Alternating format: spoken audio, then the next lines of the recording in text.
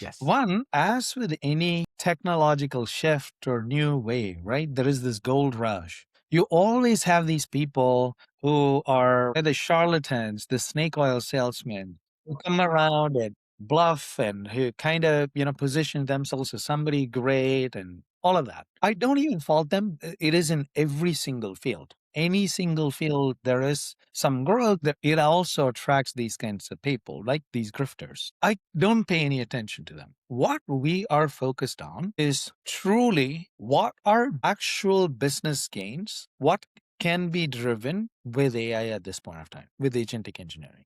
Can we, that's what I said, like, can we reimagine a business process or workflow with AI? Can we Right. reimagine a bunch of business processes or workflows with AI? Can we reimagine an entire operational org with AI? Can we reimagine a company with AI?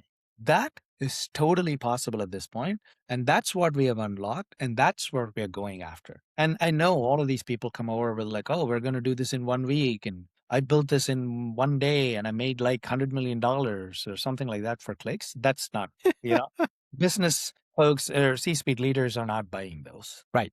Right. Yeah, I mean, Yeah. when I read about your approach, I find it very interesting because you are de-risking the implementations and you are providing real business benefits, right? Yes.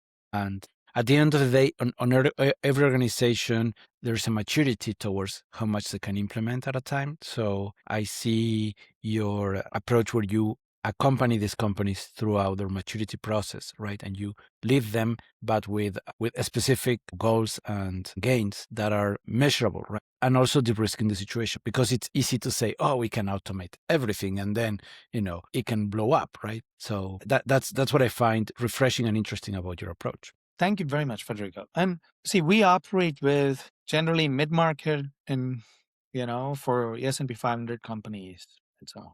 There isn't, I know there's been some amount of FOMO and people have spent some $3 million here and there down AI with everybody claiming that they can build AI. What we have demonstrated is that we are easily, from TechJs, we are easily in the 0.1% of companies that claim to build AI and can actually build AI. And when you say like the same de-risking part, we sign off on outcomes. We're not selling hours, we're not selling bodies. We're sign off on outcomes of what we can actually deliver and deliver those. And for those outcomes are what we are paid, right? And so we totally de-risk customers. We know that their success is our success. And that's how we structure and build our deals. That way you are fully committed to the success of the company and of your clients. Yes. And I think that's amazing because that, clears out any charlatanery out of your approach.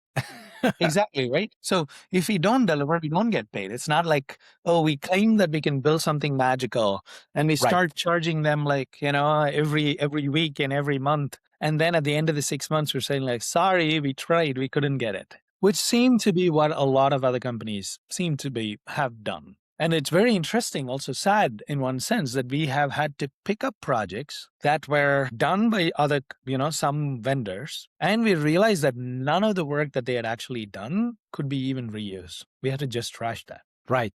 That's such a sadness because that company trusted in that vendor, invested the time and the money and the effort, and then they had to start fresh. Yeah. Yes.